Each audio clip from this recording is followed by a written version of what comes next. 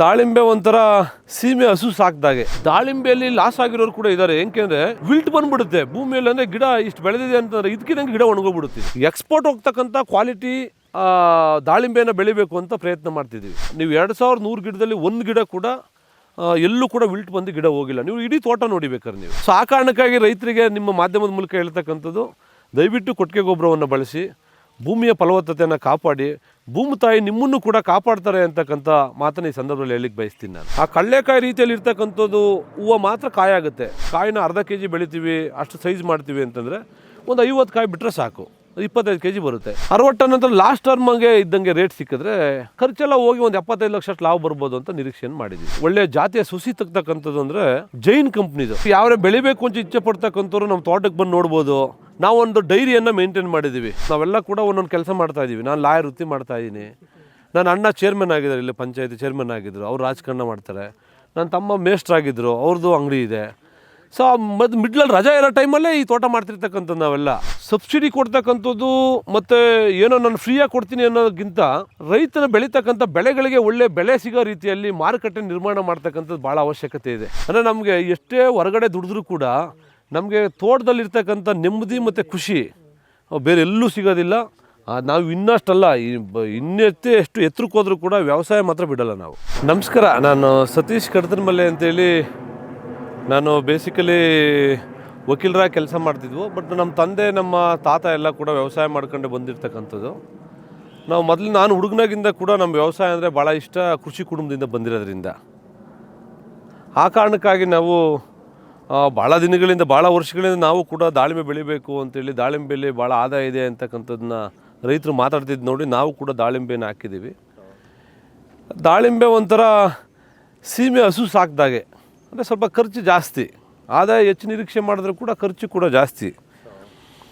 ನಾವು ದಾಳಿಂಬೆ ಬಗ್ಗೆ ಹೇಳ್ಬೇಕಂತಂದರೆ, ನಾವು ಲಾಸ್ಟ್ ಇಯರ್ ಅಂದರೆ ಕೊನೆ ವರ್ಷದ ಮಾರ್ಚಲ್ಲಿ ದಾಳಿಂಬೆ ಸಸಿಯನ್ನು ತರಿಸಿ ಜೈನ್ ಕಂಪ್ನಿಯಿಂದ, ಮಹಾರಾಷ್ಟ್ರದ ಮೂಲದ ಕಂಪ್ನಿಯಿಂದ ತರಿಸಿ ಹಾಕಿದ್ವು. ಒಂದು ಸಸಿ 42 ರೂಪಾಯಿ ಸಸಿಗೆ ಬಿತ್ತು. 42 ರೂಪಾಯಿ ಒಂದು ಸಸಿ. 42 ರೂಪಾಯಿ ಒಂದು ಸಸಿ. 42 ರೂಪಾಯಿ ಒಂದು ಸಸಿ ಬಿದ್ದರೂ ಕೂಡ 2180 ಗಿಡ ತಂದಿದ್ವು. 2100 ಗಿಡ ಪ್ರಸ್ತುತ ಹಾಕಿದ್ದೀವಿ ನಾವು.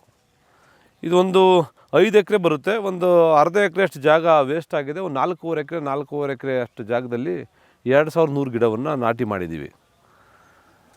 ಇದು ಮಾಡಿದಾಗ ಪ್ರಾರಂಭದಲ್ಲಿ ಒಂದಷ್ಟು ಚಾಲೆಂಜಸ್ ಕೂಡ ಬಂತು ನಮಗೆ. ನಾವು ಬೇರೆ ಬೆಳೆಗಳ ಹೋಲಿಕೆಯನ್ನು ಮಾಡಿದಾಗ ಅತಿ ಹೆಚ್ಚು ಡಿಸೀಸ್ ಭಾಳ ಬೇಗ ಅಟ್ರಾಕ್ಟ್ ಆಗುತ್ತಿದೆ. ಕಾರಣ ಅಂದರೆ ಈ ಸಸಿ, ಈ ಎಲೆಗಳು ಮತ್ತು ಗಿಡ ಭಾಳ ಸಿಹಿಯಾಗಿರ್ತದೆ. ಹಾಗಾಗಿ ಭಾಳ ಬೇಗ ಡಿಸೀಸ್ ಬಂದ್ಬಿಡುತ್ತೆ ಅದಕ್ಕೆ. ಅಂದರೆ ಈ ಸಣ್ಣ ಸಣ್ಣ ಕಪ್ಪು ಏನು ಹುಳುಗಳು, ಕಣ್ಣಿಗೆ ಕಾಣ್ದಾಗ ಹುಳುಗಳು ಏನಿರ್ತವೆ, ಆ ಹುಳುಗಳು ಅವೆಲ್ಲ ಕೂಡ ಬಂದು ಸೇರ್ಕೊಳ್ಳುತ್ತೆ. ಅದಕ್ಕೆ ಔಷಧಿ ಹೊಡಿತಕ್ಕಂಥದ್ದು ಕೂಡ ಇವತ್ತಿನ ಕಾಲಘಟ್ಟದಲ್ಲಿ ಭಾಳ ಜಾಸ್ತಿ ಕಾಸ್ಟ್ಲಿ. ಅಂದರೆ 1 ಲೀಟ್ರ್ ಔಷಧಿ 4000-5000 ರೂಪಾಯಿ ಅಷ್ಟು ಇರ್ತದೆ. ಹಾಗಾಗಿ ಒಂದು ಔಷಧಿದು ಹೆಚ್ಚು ಖರ್ಚು ಬರ್ತದೆ. ಎರಡನೇದು ಬಂದರೆ ಈ ಸೆಕ್ಯೂರ್ಡ್ ಮಾಡಬೇಕಲ್ಲ. ಈ ಬೆಳೆಗೆ, ದಾಳಿಂಬೆಗೆ ಹೆಚ್ಚು ಆದಾಯ ಇರೋದ್ರಿಂದ ಹೊರಗಡೆಯಿಂದ ಕಳ್ಳರು ಕಿತ್ಕೊಂಡು ಹೋಗ್ತಕ್ಕಂಥದ್ದು, ಇದನ್ನ ಅವಾಯ್ಡ್ ಮಾಡ್ಬೇಕಾದ್ರೆ ಕಾಂಪೌಂಡ್ ಒಂದು ಫೆನ್ಸಿಂಗ್ ಬೇಕಾಗ್ತದೆ. ಸೊ ಫೆನ್ಸಿಂಗು ಮಾಡಿಸಿದ್ದೀರಾ ಸರ್ ಇದಕ್ಕೆ? ಇಡೀ 5 ಎಕರೆ ಬೌಂಡ್ರಿಗೂ ಫೆನ್ಸಿಂಗ್ ಇದೆ. ಆ ಫೆನ್ಸಿಂಗ್ ಹಾಕಿದ್ರೆ ಬರೀ ಮುಳ್ತಂತಿ ಹಾಕಿದ್ರೆ ಸಾಲಲ್ಲ ಅಂತೇಳಿ ಇಡೀ ಜಾಲರದ ಕಾಂಪೌಂಡನ್ನು ಮಾಡಿದ್ದೀವಿ ನಾವು. ಅದು ಸ್ವಲ್ಪ ಹೆಚ್ಚು ಕಾಂಪೌಂಡ್ ಬಂತು. ಒಂದು 10 ಅಡಿಯಷ್ಟು ಮಾಡಿದ್ದೀವಿ. ಅದು ಹೆಚ್ಚು ಖರ್ಚು ಬಂತು. ಮತ್ತು ಮೂರನೇದು, ಪ್ರತಿ ಒಳಗಡೆ 5 ಎಕರೆಯಲ್ಲಿ ನೀವು ನೋಡ್ಬೋದು ಕಲ್ಲನ್ನು ಹಾಕಿದ್ದೀವಿ ನಾವು. ಅರೆ ಈ ಕಲ್ಲನ್ನು ಹಾಕಿರೋದ್ರಿಂದ ರೈತರು ಕೆಲವರು ಇದೆ ಬಿದ್ರು ಕಡ್ಡಿಯನ್ನು ಕೂಡ ನಿಲ್ಲಿಸಿ ಬೆಳೀತಾರೆ. ಬಟ್ ಅದು 1 ವರ್ಷಕ್ಕೆ 2 ವರ್ಷಕ್ಕೆ ಹೊರಟೋಗ್ಬಿಡ್ತದೆ. ನಾವು ಬಟ್ ಲಾಂಗ್ ಟರ್ಮ್ ಬೇಕು ಅನ್ನೋ ದೃಷ್ಟಿಯಿಂದ ಕಲ್ಲು ಕೂಚವನ್ನು ತಂದು ನಿಲ್ಲಿಸಿ ಅದಕ್ಕೆ ಅಡ್ಡಲಾಗಿ ಕಂಬಿ ರಾಡನ್ನು ಹಾಕಿದ್ದೀವಿ. ಮತ್ತು ಕಂಬಿಯನ್ನು 2 ಲೈನ್ ಕಂಬಿಯನ್ನು ಕೂಡ ಎಳೆದಿದ್ದೀವಿ. ಸೊ ಈ ಕಂಬಿ ಎಲ್ಲ ಕೂಡ ನೀವು ಇಲ್ಲಿ ಸೆಟ್ ಮಾಡಿರೋದು? ಇಲ್ಲ, ಹೌದು, ನಾವು ಹೊಸ್ದಾಗಿ ಸೆಟ್ ಮಾಡಿರ್ತಕ್ಕಂಥದ್ದು.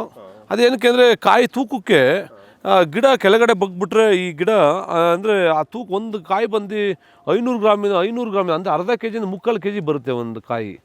ಸೊ 2-3 ಕಾಯಿ ಇದ್ದರೆ ಆ ತೂಕಕ್ಕೇ ಗಿಡ ಮರ್ಚ್ಕೊಂಡ್ಬಿಡುತ್ತೆ ಮತ್ತು ಮುರಿದೋಗೋ ಸಾಧ್ಯತೆ ಹೆಚ್ಚಿರ್ತದೆ. ಆ ಕಾರಣಕ್ಕಾಗಿ ಈ ರೀತಿ ಸಪೋರ್ಟ್ಗೆ ಎಳೆದು ಕಟ್ಟಿರ್ತಕ್ಕಂಥದ್ದು. ಮತ್ತು ಈ ಗಿಡಕ್ಕೆ ಮಧ್ಯದಲ್ಲಿ ಇನ್ನೊಂದು ಬರುತ್ತೆ ಏನಂದರೆ, ಗಿಡ ಸುಮ್ಮನೆ ಬೆಳಿಲಿಕ್ಕೆ ಬಿಟ್ಟರೆ ಅದನ್ನೇನು ಉಪಯೋಗ ಇಲ್ಲ. ಸೊ ಆ ಸ್ಟಿಮ್ ದಪ್ಪ ಬರಬೇಕು ಮತ್ತು ಗಟ್ಟಿಯಾಗಬೇಕು ಅನ್ನೋ ದೃಷ್ಟಿಯಿಂದ ಪ್ರತಿ ಬಾರಿ ನಾವು ಈ ಗಿಡ ಹಾಕ್ದಾಗಿಂದ ಒಂದು 6 ಬಾರಿ ಕಟಿಂಗ್ ಹಾಕ್ಸಿದ್ದೀವಿ. ಆ ಕಟ್ಟಿಂಗ್ ಹಾಕ್ಸಿ ಕಟ್ ಮಾಡಿಸ್ತೀರಾ? ಕಟ್ ಮಾಡಿ ಬೆಳೆದಂಗೆ ಕಟ್ ಮಾಡಿಸೋದ್ರಿಂದ ಈ ಸ್ಟಿಮ್ ದಪ್ಪ ಆಗುತ್ತೆ ಮತ್ತು ಆ ಸ್ಟಿಮ್ ಕೂಡ ದಪ್ಪ ಆಗುತ್ತೆ.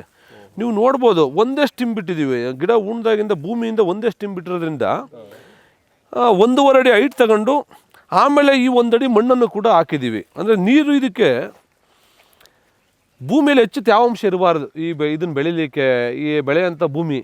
ಸೊ ಹಂಗಾಗಿ ಹೆಚ್ಚು ಕರ್ಲು ಭೂಮಿ, ಮಿಶ್ರಿತ ಭೂಮಿ ಆಗಿದ್ರೆ ಭಾಳ ಅನುಕೂಲ ಇದಕ್ಕೆ. ಮತ್ತು ಮಳೆ ನೀರು ಬಿದ್ದಂಥ ನೀರು ಒಂದು ಹನಿ ಕೂಡ ನಿಲ್ದಾಗೆ ಹೊರಗಡೆ ಹೊರಟೋಗ್ಬೇಕು. ಅಂದರೆ ಇಳಿಜಾರು ಪ್ರದೇಶದಲ್ಲಿ ಬೆಳಿಲಿಕ್ಕೆ ಭಾಳ ಸುಲಭ ಇದನ್ನ.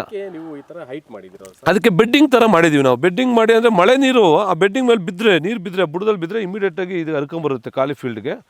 ಖಾಲಿ ಫೀಲ್ಡಿಗೆ ಬಂದು ನೀರು ಕೂಡ ಇಮಿಡಿಯೇಟಾಗಿ ಸ್ಲೋಪ್ ಹೊರಟೋಗುತ್ತೆ.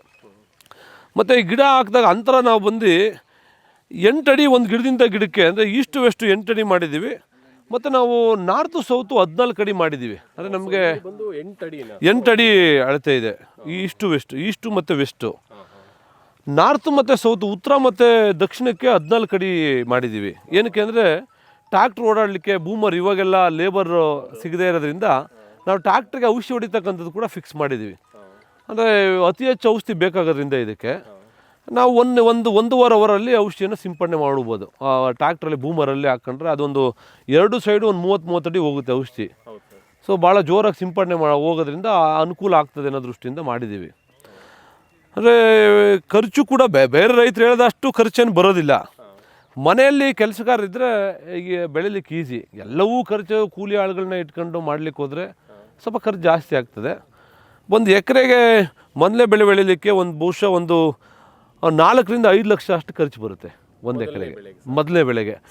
2ನೇ ಬೆಳೆಗೆ ಮತ್ತು 3ನೇ ಬೆಳೆಗೆ ಅವ 1 ಲಕ್ಷ ಅಷ್ಟು ಖರ್ಚು ಬರುತ್ತೆ ಅಷ್ಟೇ. ಅದು ಏನಂದರೆ ಗಿಡ ನೀವು ಪರ್ಚೇಸ್ ಮಾಡೋಂಗಿಲ್ಲ, ಈ ಬೆಡ್ಡಿಂಗ್ ಹಾಕೋಂಗಿಲ್ಲ, ಕಾಂಪೌಂಡ್ ನಿರ್ಮಾಣ ಮಾಡೋ ಖರ್ಚು ಬರೋಲ್ಲ, ಮಿಡ್ಲಲ್ಲಿ ಹಾಕಿರ್ತಕ್ಕಂಥ ಕಲ್ಲು ಮತ್ತು ಕಂಬಿ ಎಳಿತಕ್ಕಂಥದ್ದು ಇದು ಯಾವುದು ಖರ್ಚು ಬರೋದಿಲ್ಲ. ಬರೀ ಗೊಬ್ಬರ ಹಾಕ್ತಕ್ಕಂಥದ್ದು, ದನಿನ ಗೊಬ್ಬರ, ಕೊಟ್ಟಿಗೆ ಗೊಬ್ಬರ ಹಾಕ್ತಕ್ಕಂಥದ್ದು ಮತ್ತು ಔಷಧಿ ಹೊಡಿತಕ್ಕಂಥದ್ದು, ಅವೆರಡು ಮಾತ್ರ ಖರ್ಚು ಬರೋದ್ರಿಂದ 1 ಲಕ್ಷ ಅಷ್ಟು ಖರ್ಚು ಬರುತ್ತೆ 2 ಮತ್ತು 3ನೇ ಬೆಳೆ ಮೇಲೆ ಯಾವುದೇ ಬೆಳೀತಕ್ಕಂಥದ್ದು. ಅವಾಗ ಖರ್ಚು ಕಡಿಮೆ ಆಗ್ತದೆ, ಈಡ್ ಜಾಸ್ತಿ ಆಗುತ್ತೆ. ಅವಾಗ 2ನೇ ಬೆಳೆಯಿಂದ ಆಚೆಗೆ ಈಡ್ ಜಾಸ್ತಿ ಆಗುತ್ತೆ.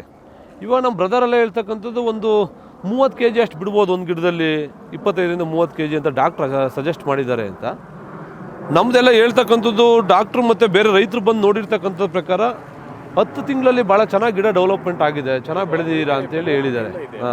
ಡಾಕ್ಟ್ರು ಕೂಡ ಭಾಳ ಫಲವತ್ತಾಗಿದೆ ಮತ್ತು ಭೂಮಿ ಕೂಡ ಫಲವತ್ತಾಗಿರೋದ್ರಿಂದ ನಾವು ಹೆಚ್ಚು ಕೊಟ್ಟಿಗೆ ಗೊಬ್ಬರವನ್ನು ಬಳಸಿದ್ದೀವಿ. ಆ ಕಾರಣಕ್ಕಾಗಿ ಸ್ವಲ್ಪ ಚೆನ್ನಾಗಿದೆ ಗಿಡ. ಯಾವಾಗಲೂ ಕೂಡ ರೈತರು ನಾವು ಕೂಡ ಹೇಳ್ತಕ್ಕಂಥದ್ದು ಕೊಟ್ಟಿಗೆ ಗೊಬ್ಬರವನ್ನು ಬಳಸಿದ್ರೆ ಭೂಮಿ ಫಲವತ್ತಾಗಿರ್ತದೆ ಮತ್ತು ನಾವು ಆಗ್ತಕ್ಕಂಥ ಬೆಳೆ ಕೂಡ ಲಾಂಗ್ ಟರ್ಮ್ ಬೆಳೆಗಳು ಬರ್ತವೆ. ಇದು ಮೊದಲನೇ ಬೆಳೆ 2ನೇ ಬೆಳೆ ಬಂದ್ಬಿಟ್ಟು ಹೋದರೆ ಗಿಡ ಲಾಸ್ ಆಗುತ್ತೆ. ಇಷ್ಟೊಂದು ಖರ್ಚು ಮಾಡಿ 2 ವರ್ಷಕ್ಕೆ ಕೊಟ್ಟೋಗ್ಬಿಟ್ರೆ ನಾವು ಕೊಟ್ಟಿಗೆ ಗೊಬ್ಬರವನ್ನು ಹೆಚ್ಚು ಯೂಸ್ ಮಾಡ್ತಾ ಬರ್ತಾಯಿದ್ರೆ ಸೊ 5-6 ವರ್ಷ 7-8 ವರ್ಷ ಅಷ್ಟು ಲಾಂಗ್ ಟರ್ಮಾಗಿ ಬೆಳೆ ಇರ್ತದೆ. ಆವಾಗ ಲಾಭ ಹೆಚ್ಚು ನಿರೀಕ್ಷೆ ಮಾಡ್ಬೋದು. ಈ ಸರಿ ನಾವು 2100 ಗಿಡಕ್ಕೆ 25 kg ಇಂದ 30 kg ಅಂತ ನಿರೀಕ್ಷೆ ಮಾಡಿ 60 ಟನ್ನು ಬರ್ಬೋದು ಅಂತೇಳಿ ನಿರೀಕ್ಷೆಯನ್ನು ಮಾಡಿದ್ದೀವಿ. ಅಂದರೆ 1 ಎಕರೆಗೆ ಹೇಗೆ ಸರ್? ಇಲ್ಲ, ಓವರಾಲ್ 4.5 ಎಕರೆಗೂ ಸೇರಿ 60 ಟನ್ ಅಂತ. 60 ಟನ್ ಅಂತ ಲಾಸ್ಟ್ ಟರ್ಮಗೆ ಇದ್ದಂಗೆ ರೇಟ್ ಸಿಕ್ಕಿದ್ರೆ ನಾವು 1 ಕೋಟಿ ಹತ್ರ ಅಷ್ಟು ಒಟ್ಟು ಇದನ್ನು ಖರ್ಚೆಲ್ಲ ಹೋಗಿ 75 ಲಕ್ಷ ಅಷ್ಟು ಲಾಭ ಬರ್ಬೋದು ಅಂತ ನಿರೀಕ್ಷೆಯನ್ನು ಮಾಡಿದ್ದೀವಿ 4.5 ಎಕರೆಯಿಂದ. ಸೊ ಈಗ ಸರ್, ಈಗ ಬೇರೆ ಇದಕ್ಕಿಂತ ಮುಂಚಿತವಾಗಿ ಏನು ಬೆಳೆ ಹಾಕಿದ್ರಿ ಸರ್ ಈ ಭೂಮಿಯಲ್ಲಿ? ಇದಕ್ಕಿಂತ ಮುಂಚಿತವಾಗಿ ನಾವು ಅಂದರೆ ಇದು ಒಂದೊಂದು ಎಕರೆ ಅರ್ಧ ಎಕರೆ ಅಷ್ಟು ತುಂಡು ಭೂಮಿಗಳಿದು ಮತ್ತು ಬರೀ ಬದಿಗಳು ಇರ್ತಾಯಿತ್ತು. ನಾವು ಟೊಮೊಟೊ, ಹೂಕೋಸು, ಕಾಲಿಫ್ಲವರು, ಮೆಣಸಿನ ಗಿಡ, ಹೀರೆಕಾಯಿ, ಸೋರೆಕಾಯಿ ಈ ಥರದ ಸಣ್ಣ ಸಣ್ಣ ತೋಟಗಾರಿಕೆ ಬೆಳೆಗಳನ್ನ ಮಾಡ್ತಾಯಿದ್ವಿ ನಾವು. ನಮ್ಮ ತಂದೆ ಕೂಡ ಭಾಳ ಸಣ್ಣ ರೈತರಾಗಿದ್ದರಿಂದ ಹೆಚ್ಚು ಇನ್ವೆಸ್ಟ್ ಮಾಡಲಿಕ್ಕೆ ಕೂಡ ಕಷ್ಟ ಆಗ್ತಿತ್ತು. ಆ ಕಾರಣಕ್ಕಾಗಿ ಸಣ್ಣ ಸಣ್ಣ ಬೆಳೆಗಳನ್ನು, ಬಟ್ ಅದರಿಂದ ಹೆಚ್ಚು ಆದಾಯ ಕೂಡ ನಿರೀಕ್ಷೆ ಮಾಡಲಿಕ್ಕೆ ಆಗ್ತಿರಲಿಲ್ಲ. ಒಂದು ಬೆಳೆಗೆ ರೇಟ್ ಸಿಗ್ತಾಯಿತ್ತು, ಮತ್ತೊಂದು ಬೆಳೆಗೆ ಸಿಗ್ತಿರಲಿಲ್ಲ. ಬಟ್ ಆದರೂ ಕೂಡ ನಮ್ಮ ತಂದೆ ಸಸ್ಟೈನಬಲ್ ರೈತರಾಗಿದ್ದರು. ಕಾರಣ ಏನಂದರೆ ತೋಟದಲ್ಲಿ ಆದಾಯ ಬರಲಿಲ್ಲ ಅಂದರೆ ಕೂಡ ಹಸುಗಳು ಸಾಕಾಣಿಕೆ ಮಾಡೋದ್ರಿಂದ ಆದಾಯವನ್ನು ಗಳಿಸಿ ನಾವು ನಮ್ಮ ತಂದೆ ತಾಯಿಗೆ 5 ಜನ ಮಕ್ಕಳು, 5 ಜನರನ್ನು ಓದಿಸಿ ಎಲ್ಲರನ್ನೂ ವಿದ್ಯಾವಂತರು ಮಾಡಿದ್ರು. ಎಲ್ಲರೂ ಒಂದೊಂದು ರೀತಿ ಕೆಲಸ ಕಾರ್ಯಗಳನ್ನ ಮಾಡಲಿಕ್ಕೆ ನನ್ನ ಲಾಯರ್ ಮಾಡಿಸಿದ್ರು. ಲಾಯರ್ ಮಾಡಿಸಿ ನಾವೆಲ್ಲ ಇಷ್ಟೆಲ್ಲ ಓದಿಸಿದ್ರು ಕೂಡ ನಾವು ಯಾವತ್ತೂ ಕೂಡ ನಮ್ಮ ತಂದೆ 1 ಗುಂಟೆ ಜಾಗವನ್ನು ಕೂಡ ಮಾರಾಟ ಮಾಡಲಿಲ್ಲ. ನಮ್ಮ ತಂದೆ ಇನ್ನೂ ಜಾಗವನ್ನು ಪರ್ಚೇಸ್ ಮಾಡೋರೆ, ಇನ್ನೂ ಕೃಷಿ ಭೂಮಿಯನ್ನು ಪರ್ಚೇಸ್ ಮಾಡಿ ವ್ಯವಸಾಯವನ್ನು ಮಾಡ್ತಿರ್ತಕ್ಕಂಥವ್ರು. ನಾವು ಸುಮಾರು 50 ವರ್ಷಗಳಿಂದ ಕೂಡ ನಮ್ಮ ತಂದೆ ಮತ್ತು ನಮ್ಮ ತಾತನ ಕಾಲದಿಂದ ಕೂಡ ನಾವು ವ್ಯವಸಾಯ ಕುಟುಂಬದಿಂದನೇ ಬಂದಿರತಕ್ಕಂಥವ್ರು. ಸೊ ಇಲ್ಲೆಲ್ಲ ಸಖತ್ತು ಭೂಮಿ ಕಾಸ್ಟ್ಲಿ ಇದೆ, ಆದರೂ ಸೇಲ್ ಮಾಡಲೇ ಇಲ್ಲ. ಇಲ್ಲ, ನೀವು ನಮ್ಮ ಊರಿನಲ್ಲಿ ನೋಡಿದ್ರೆ ನೀವು ಸುಮಾರು 75% ಅಷ್ಟು ರೈತರು ಭೂಮಿಯನ್ನು ಕಳ್ಕೊಂಡಿದ್ದಾರೆ. ಅದು ಬೇರೆ ಬೇರೆ ಕಾರಣಕ್ಕೆ, ಮಕ್ಕಳನ್ನ ಓದಿಸ್ಲಿಕ್ಕೆ, ಮಕ್ಳಿಗೆ ಮದುವೆ ಮಾಡಲಿಕ್ಕೆ, ಮನೆಯನ್ನು ಕಟ್ಕೊಳ್ಳಿಕ್ಕೆ. ಮತ್ತು ಕೃಷಿಯಲ್ಲಿ ಎಲ್ಲರೂ ಕೂಡ ಸಕ್ಸಸ್ ಆಗಿಲ್ಲ. ಸಾಲಕ್ಕೆ ಸಿಕ್ಕಿ ಬ್ಯಾಂಕ್ ಸಾಲಕ್ಕೆ ಮತ್ತು ಕೈ ಸಾಲ ಮಾಡ್ಕೊಂಡು ಭಾಳ ಕಷ್ಟಪಟ್ಟರು ಕೂಡ 2-3 ಬೆಳೆ ಲಾಸ್ ಆಗಿಬಿಟ್ರೆ, ರೇಟ್ ಸಿಗಲಿಲ್ಲ ಅಂದರೆ ರೈತ ಭಾಳ ಸಂಕಷ್ಟಕ್ಕೆ ಸಿಗ್ತಕ್ಕಂಥದ್ದು ಹೆಚ್ಚಿದೆ. ಆ ಕಾರಣಕ್ಕಾಗಿ ಸರ್ಕಾರಗಳು ಕೂಡ ಈ ನಿಟ್ಟಿನಲ್ಲಿ ಗಮನ ಹರಿಸ್ಬೇಕಾಗಿದೆ ರೈತರ ಕುಟುಂಬಗಳ ಬಗ್ಗೆ, ರೈತರ ಬಗ್ಗೆ. ಅಂದರೆ ರೈತನಿಗೆ ಸಬ್ಸಿಡಿ ಕೊಡ್ತಕ್ಕಂಥದ್ದು ಮತ್ತು ಏನೋ ನಾನು ಫ್ರೀಯಾಗಿ ಕೊಡ್ತೀನಿ ಅನ್ನೋದಕ್ಕಿಂತ ರೈತನ ಬೆಳೀತಕ್ಕಂಥ ಬೆಳೆಗಳಿಗೆ ಒಳ್ಳೆ ಬೆಲೆ ಸಿಗೋ ರೀತಿಯಲ್ಲಿ ಮಾರುಕಟ್ಟೆ ನಿರ್ಮಾಣ ಮಾಡ್ತಕ್ಕಂಥದ್ದು ಭಾಳ ಅವಶ್ಯಕತೆ ಇದೆ.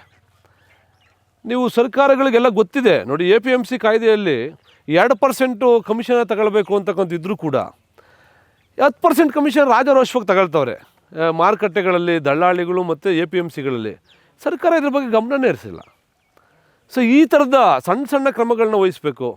ಆಮೇಲೆ ಹೊರಗಡೆ ರೈತ ಬೆಳೆದಂಥದ್ದನ್ನ ಸಂಗ್ರಹ ಮಾಡಲಿಕ್ಕೆ ಬೆಳೆ ಇಲ್ಲದಾಗ ಅವನು ಅಂದರೆ ಈ ಕೋಲ್ಡ್ ಸ್ಟೋರೇಜ್ಗಳನ್ನು ಪ್ರತಿ ತಾಲೂಕಿಗೆ, ಪ್ರತಿ ಜಿಲ್ಲೆಗೆ ಒಂದು ಮಾಡಿಕೊಟ್ರೆ ಭಾಳ ಅನುಕೂಲ ಸರ್ಕಾರಗಳು.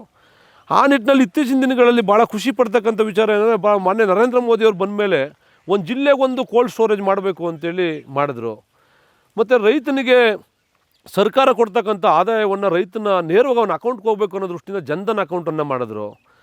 ಅವ್ರು ಕೊಡ್ತಕ್ಕಂಥ ಸರ್ಕಾರದ ಯೋಜನೆಯ ದುಡ್ಡನ್ನು ಕೂಡ ಅವನೇ ಫಲಾನುಭವಿ ಆಗಬೇಕು, ಅವ್ನಿಗೆ ಯಾವುದೇ ₹1 ಸೋರಿಕೆ ಆಗಬಾರ್ದು ಅಂತೇಳಿ ಅವನ ಅಕೌಂಟ್ಗೆ ಕಿಸಾನ್ ಸನ್ಮಾನ್ ಯೋಜನೆಯ ದುಡ್ಡನ್ನು ಕೂಡ ಬರ್ತಕ್ಕಂಥದ್ದು ಮಾಡಿದ್ದಾರೆ.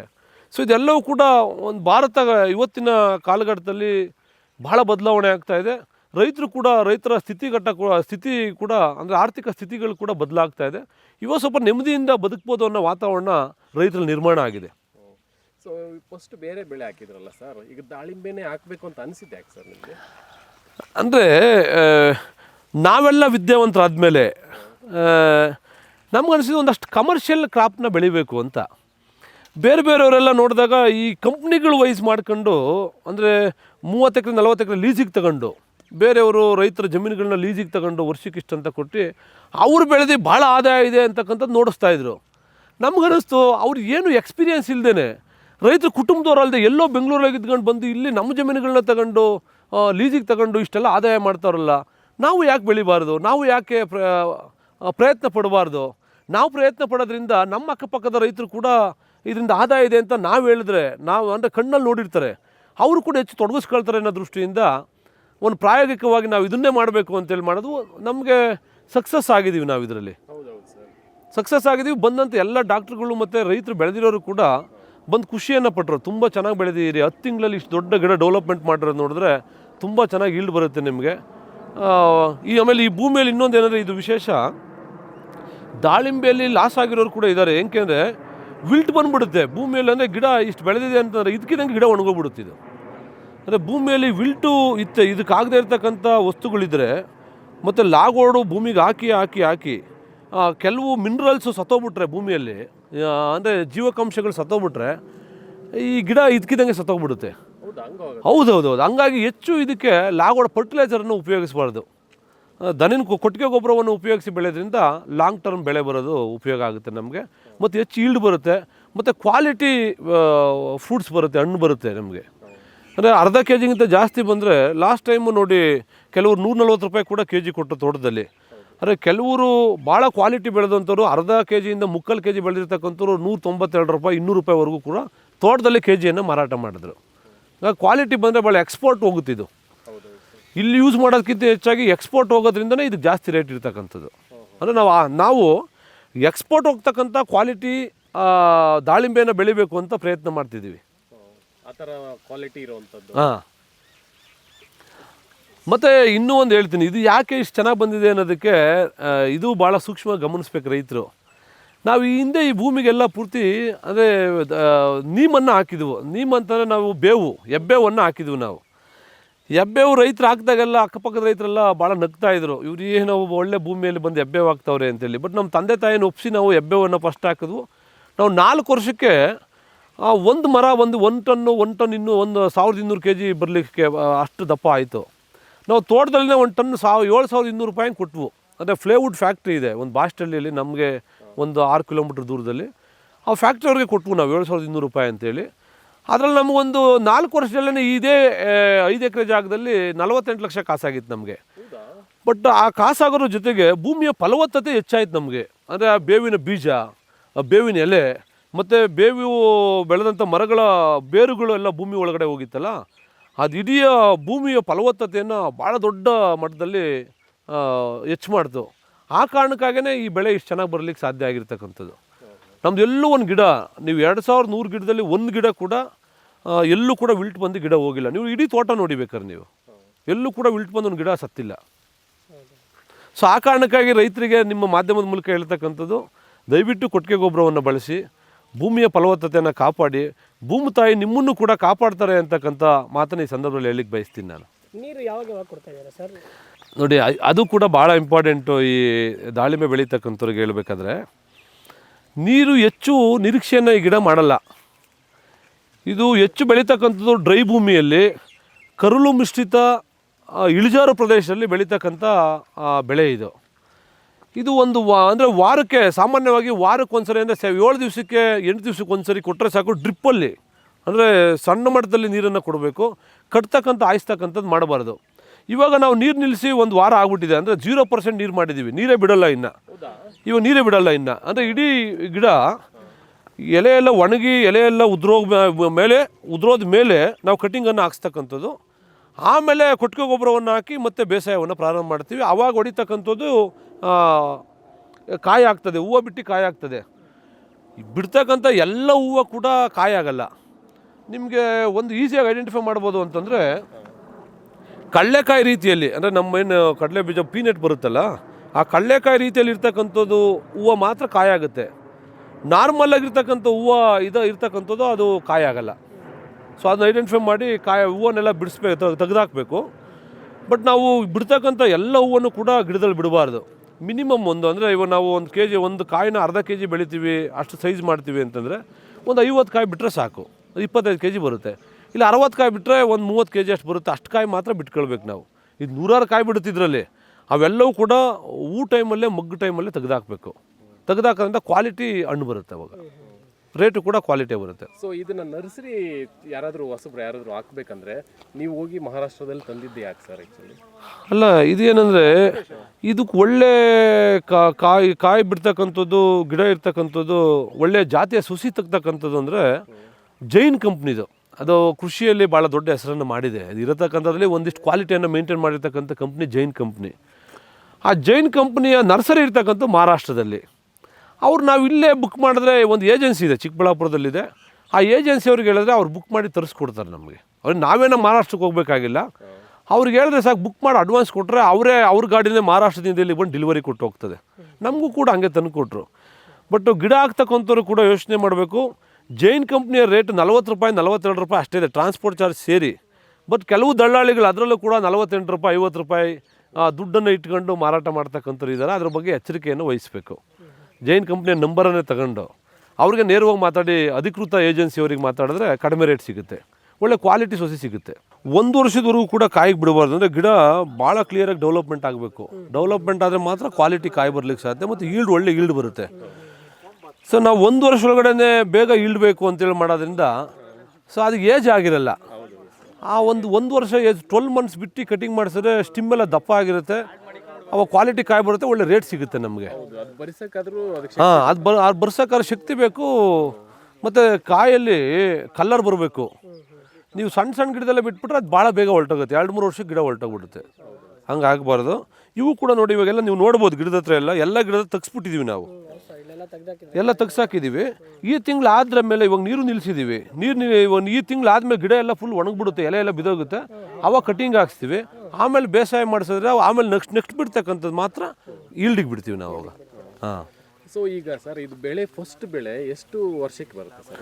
1 ವರ್ಷಕ್ಕೆ. ಅಂದರೆ 1 ವರ್ಷಕ್ಕೆ ಕಟಿಂಗ್ ಹಾಕ್ಸಿದ್ರೆ, ಇದು ನಿಮಗೆಲ್ಲ ಗೊತ್ತಿರಲಿ, 180 ದಿವಸ ಕಟಿಂಗ್ ಹಾಕ್ಸಿದ್ರೆ 180 ದಿನಕ್ಕೆ ಅಂದರೆ ಕಾಯನ್ನು ಈಲ್ಡ್ ತೆಗಿತಕ್ಕಂಥದ್ದು 180 ದಿವಸ ಆಗುತ್ತೆ ನಾವು ಕಟಿಂಗ್ ಹಾಕ್ಸಿ. ಅಂದರೆ 180 ದಿವಸ ಅಂದರೆ ಕರೆಕ್ಟಾಗಿ 6 ತಿಂಗಳಾಗುತ್ತೆ. 6 ತಿಂಗಳು ಬೇಕು ಅದು ಹೂವು ಆಗಿ ಕಾಯಾಗಿ, ಆಮೇಲೆ ಅದು ಹಣ್ಣಿಗೆ ಹಾರ್ವೆಸ್ಟಿಂಗ್ ಮಾಡಲಿಕ್ಕೆ ಬರಲಿಕ್ಕೆ ಸೊ ಅಷ್ಟು ದಿವಸ ಬೇಕಾಗುತ್ತೆ. ಸರ್ ಅಂದರೆ 1.5 ವರ್ಷ ಬೇಕು 1.5 ವರ್ಷ ಬೇಕು ಒಂದು ಕ್ರಾಪ್ ತಗೊಳ್ಳಿಕ್ಕೆ. ನಂತರ ಎರಡನೇ ಬೆಳೆಗೆ ಮತ್ತೆ 1 ವರ್ಷನೇ ಸಾಕು. 1 ವರ್ಷ ಸಾಕು. 1 ವರ್ಷ ಮತ್ತು 6 ತಿಂಗಳಾದ್ಮೇಲೆ ಇಮಿಡಿಯೇಟಾಗಿ ಇನ್ನು 6 ತಿಂಗಳು ಕಟಿಂಗ್ ಹಾಕ್ತೀವಿ. ಸರ್ ನೀವು ಮಾರ್ಕೆಟ್ ಡೈರೆಕ್ಟ್ ಮಾಡ್ಕೋತೀರಾ ಅಥವಾ ಬೇರೆ ಇಲ್ಲ ನೋಡಿ, ಇದು ಕ್ವಾಲಿಟಿಯ ಕಾಯನ್ನು ಬೆಳೆದ್ರೆ ರೈತರಿಗೆ ಹೇಳ್ತಕ್ಕಂಥ ಇದೇನು ಮಾರ್ಕೆಟಿಗೆ ತೊಗೊಂಡೋಗಿ ಮಾರಾಟ ಮಾಡಬೇಕು ಅಂತಿಲ್ಲ. ಇವತ್ತು APMC ಕಾಯ್ದೆಗೆ ತಿದ್ದುಪಡಿ ತಂದ ಮೇಲೆ ಇಂಡಿಯಾ ದೇಶದಲ್ಲೂ ಕೂಡ ಬೆಳೀತಕ್ಕಂಥ ಈ ರೀತಿಯ ಕ್ವಾಲಿಟಿ ಫ್ರೂಟ್ಸ್ಗಳೆಲ್ಲ ಕೂಡ ಹೊರದೇಶಗಳಿಗೆ ಹೋಗ್ತಾ ಇದೆ. ರಷ್ಯಾ, ಯುರೋಪಿಯನ್ ಕಂಟ್ರೀಸು, ಅಮೇರಿಕಾ, ಈ ಎಲ್ಲ ದೇಶಗಳಿಗೆ ಹೋಗ್ತಾ ಇರೋದ್ರಿಂದ ಮತ್ತು ಹೆಚ್ಚು ಬಾಂಗ್ಲಾದೇಶಕ್ಕೆ ಹೋಗುತ್ತೆ. ಸ್ವಲ್ಪ ಇದು ಅತಿ ಹೆಚ್ಚು ಬಾಂಗ್ಲಾದೇಶಕ್ಕೆ ಹೋಗ್ತಕ್ಕಂಥದ್ದು ಗೊತ್ತಿಲ್ಲ ಅದು ಯಾಕೆ ಹೋಗುತ್ತೆ ಅಂತ. ಬಟ್ ಹೆಚ್ಚು ಬಾಂಗ್ಲಾದವರೇ ತಗೊಂಬಂದು ಇದನ್ನು ಹಾರ್ವೆಸ್ಟಿಂಗ್ ಮಾಡ್ಕೊಂಡು ತಗೊಂಡು ಹೋಗ್ತಾರೆ. ಆ ಕಾರಣಕ್ಕಾಗಿ ನಾವು ಮಾರ್ಕೆಟ್ಗೆ ಹೋಗಂಗೆಲ್ಲ ತೋಟಕ್ಕೆ ಬಂದು ಅವರೇ ತಗೊಳ್ತಾರೆ. ಯಾರೇ ಬೆಳೆದ್ರೆ ಏನು ಸಮಸ್ಯೆ ಯಾರೇ ಬೆಳೆದ್ರೂ ಸಮಸ್ಯೆ ಇಲ್ಲ, ಎಷ್ಟೇ ಬೆಳೆದ್ರೂ ಮಾರ್ಕೆಟಿಂಗ್ ಇದೆ ಇದಕ್ಕೆ. ಹಾಗಾಗಿ ಅದಕ್ಕೆ ಆತಂಕಗೊಳ್ಬೇಕಾಗಿಲ್ಲ ರೈತರು ಯಾರು ಕೂಡ. ಸೊ ಈಗ ಯಾರಾದರೂ ಬೆಳಿಬೇಕಂದ್ರೆ ಅವ್ರಿಗೆ ಏನು ಹೇಳ್ತೀರಿ ಸರ್? ಇದು ನನಗೇನೋ ಆಸಕ್ತಿ ಬಂದಿದೆ, ಏನೋ ಒಳ್ಳೆ ದುಡ್ಡು ಬರುತ್ತೆ ಅಂತ ಬೆಳಿಬೇಕು ಅಂತ. ಸರ್ ಯಾರೇ ನೋಡಿ, ನಾನು ಬೆಳೀತಕ್ಕಂಥ ರೈತರಿಗೆ ಹೇಳ್ತಕ್ಕಂಥದ್ದು, ವಿದ್ಯಾವಂತರಿಗೆ, ರೈತರ ಮಕ್ಕಳಿಗೆ ಒಳ್ಳೆಯ ಆದಾಯ ಬರ್ತಕ್ಕಂಥ ಬೆಳೆ ಇದು, ಕಮರ್ಷಿಯಲ್ ಕ್ರಾಪು. ತಾವು ಯಾವೇ ಬೆಳಿಬೇಕು ಅಂತ ಇಚ್ಛೆ ಪಡ್ತಕ್ಕಂಥವ್ರು ನಮ್ಮ ತೋಟಕ್ಕೆ ಬಂದು ನೋಡ್ಬೋದು. ನಾವೊಂದು ಡೈರಿಯನ್ನು ಮೇಂಟೈನ್ ಮಾಡಿದ್ದೀವಿ. ಯಾವ ತಿಂಗಳಲ್ಲಿ ಯಾವ ದಿನಾಂಕದೊಂದು ಸಸಿಯನ್ನು ನಾಟಿ ಮಾಡಿದ್ವು, ಯಾವ ಎಷ್ಟೆಷ್ಟು ದಿವಸಕ್ಕೆ ನಾವು ಔಷಧಿಯನ್ನು ಹೊಡೆದ್ವು, ಸಿಂಪಡಣೆಯನ್ನು ಮಾಡಿದ್ವು, ಎಷ್ಟು ದಿವಸಕ್ಕೆ ಬೇಸಾಯವನ್ನು ಮಾಡಿದ್ವು, ಈ ಕೊಟ್ಟಿಗೆ ಗೊಬ್ಬರ ಎಷ್ಟು kg ಹಾಕಿದ್ದೀವಿ, ಫರ್ಟಿಲೈಸರ್ ಎಷ್ಟು kg ಹಾಕಿದ್ದೀವಿ, ಎಲ್ಲವನ್ನು ಕೂಡ ಒಂದು ಡೈರಿ ಮೇಂಟೈನ್ ಮಾಡಿದ್ದೀವಿ. ಆ ಡೈರಿಯನ್ನು ನೋಡಿದ್ರೆ ಅವರು ಕೂಡ ಬೆಳಿಬೋದು, 100% ಭಾಳ ಈಸಿಯಾಗಿ ಬೆಳಿಬೋದು. ಆಮೇಲೆ ಹೆಚ್ಚು ಲೇಬರನ್ನು ಇದಕ್ಕೇನು ಡಿಪೆಂಡ್ ಆಗಬೇಕಾಗಿಲ್ಲ. ಮಿಷನರೀಸ್ ಬಂದಿದೆ ಇವಾಗೆಲ್ಲ. ಔಷಧಿ ಹೊಡಿಲಿಕ್ಕೆ ಮಿಷನರಿ ಬಂದಿದೆ, ಈ ದಿಬ್ಬ ತಳ್ಳಲಿಕ್ಕೆ ಮಿಷನರಿ ಬಂದಿದೆ, ಆಮೇಲೆ ನೀರು ಕಟ್ಟಬೇಕು ಹಾಯಿಸ್ಬೇಕಾದ್ರೆ ಡ್ರಿಪ್ ಬಂದಿದೆ ಇವಾಗೆಲ್ಲ. ಸೊ ಹಂಗಾಗಿ ಹೆಚ್ಚೇನು ಲೇಬರ್ಸ್ ಬೇಕಾಗಲ್ಲ. ನಾವಿವಾಗ ನೋಡಿ ಇದಿಷ್ಟು 4.5 ಎಕರೆ ಜಾಗ ಬೇಸಾಯ ಕೂಡ ನನ್ನ ಅಣ್ಣ ಮತ್ತು ನನ್ನ ತಮ್ಮಂದಿರು ಫ್ರೀ ಇದ್ದ ಟೈಮಲ್ಲಿ ಮಾಡ್ತಿರ್ತಕ್ಕಂಥ ನಾವೆಲ್ಲ ಕೂಡ ಒಂದೊಂದು ಕೆಲಸ ಮಾಡ್ತಾಯಿದ್ದೀವಿ. ನಾನು ಲಾಯರ್ ವೃತ್ತಿ ಮಾಡ್ತಾಯಿದ್ದೀನಿ. ನನ್ನ ಅಣ್ಣ ಚೇರ್ಮನ್ ಆಗಿದ್ದಾರೆ, ಇಲ್ಲಿ ಪಂಚಾಯತಿ ಚೇರ್ಮನ್ ಆಗಿದ್ದರು, ಅವ್ರು ರಾಜಕಾರಣ ಮಾಡ್ತಾರೆ. ನನ್ನ ತಮ್ಮ ಮೇಸ್ಟ್ರಾಗಿದ್ದರು, ಅವ್ರದ್ದು ಅಂಗಡಿ ಇದೆ. ಸೊ ಮತ್ತು ಮಿಡ್ಲಲ್ಲಿ ರಜಾ ಇರೋ ಟೈಮಲ್ಲೇ ಈ ತೋಟ ಮಾಡ್ತಿರ್ತಕ್ಕಂಥದ್ದು ನಾವೆಲ್ಲ. ಬೆಳಗ್ಗೆ ಮಾರ್ನಿಂಗ್ ಟೈಮಲ್ಲಿ ತೋಟ ಮಾಡ್ತೀವಿ. ಇದಲ್ಲದೆ ನಾವು ಬಾಳೆ ಕೂಡ ಹಾಕಿದ್ದೀವಿ, 4 ಎಕರೆ ಬಾಳೆ ಕೂಡ ಹಾಕಿದ್ದೀವಿ. ಏಲಕ್ಕಿ ಬಾಳೆ ಭಾಳ ಚೆನ್ನಾಗಿ ಬಂದಿದೆ. ಅಂದರೆ ನಮಗೆ ಎಷ್ಟೇ ಹೊರಗಡೆ ದುಡಿದ್ರೂ ಕೂಡ ನಮಗೆ ತೋಟದಲ್ಲಿರ್ತಕ್ಕಂಥ ನೆಮ್ಮದಿ ಮತ್ತು ಖುಷಿ ಬೇರೆ ಎಲ್ಲೂ ಸಿಗೋದಿಲ್ಲ. ನಾವು ಇನ್ನಷ್ಟಲ್ಲ, ಎಷ್ಟು ಎತ್ತರಕ್ಕೆ ಹೋದ್ರೂ ಕೂಡ ವ್ಯವಸಾಯ ಮಾತ್ರ ಬಿಡಲ್ಲ ನಾವು. ಸೊ ಈಗ ಯಾರಾದರೂ ಬಂದು ನೋಡ್ಬೇಕಂದ್ರೆ ನಿಮ್ಮ ತೋಟ ಏನಾದರೂ ಮಾಹಿತಿ ಅಂದರೆ ಇದು ಎಲ್ಲಿ ಬರಬೇಕು ಸರ್? ಇದು ಎಲ್ಲಿ ಲೊಕೇಶನ್ ಸರ್? ಇದು ನಮ್ಮ ತೋಟ ಇರ್ತಕ್ಕಂಥದ್ದು ಬೆಂಗಳೂರು ನಗರ ಜಿಲ್ಲೆ, ಯಲಹಂಕ ತಾಲೂಕು, ಹೆಸರುಘಟ್ಟ ಹೋಬಳಿ. ಯಲಹಂಕ ಟು ದೊಡ್ಡಬಳ್ಳಾಪುರ ರೋಡಲ್ಲಿ ಹೋಗ್ಬೇಕಾದ್ರೆ ಟೋಲ್ ಇದೆ. ಆ ಟೋಲ್ ಪಕ್ಕದಲ್ಲಿ ಕಡತನ ಮಲೆ ಅಂತೇಳಿ ಊರು, ಒಂದು ಹಳ್ಳಿ ಹತ್ರ ಬಂದು ಯಾರೇ ಕೂಡ ತೋಟ, ರಾಮಣ್ಣವ್ರ ತೋಟ ಯಾವುದು ಅಂತ ಕೇಳಿದ್ರೆ ತೋರಿಸ್ತಾರೆ. ರೋಡ್ ಸೈಡಾಗಿ ಇರ್ತಕ್ಕಂಥದ್ದು ಯಾರೇ ಬಂದು ಹೇಳಿದ್ರು ಕೂಡ ಖಂಡಿತವಾಗಿ ಮಾಹಿತಿಯನ್ನು ಕೊಡ್ತೀವಿ. ಅವ್ರು ಬೆಳಿಲಿಕ್ಕೆ ಏನೆಲ್ಲ ಪ್ರೋತ್ಸಾಹ ಕೊಡಬೇಕೋ ಅದೆಲ್ಲವೂ ಕೂಡ ಮಾಡಿಕೊಡ್ತೀವಿ ನಾವು.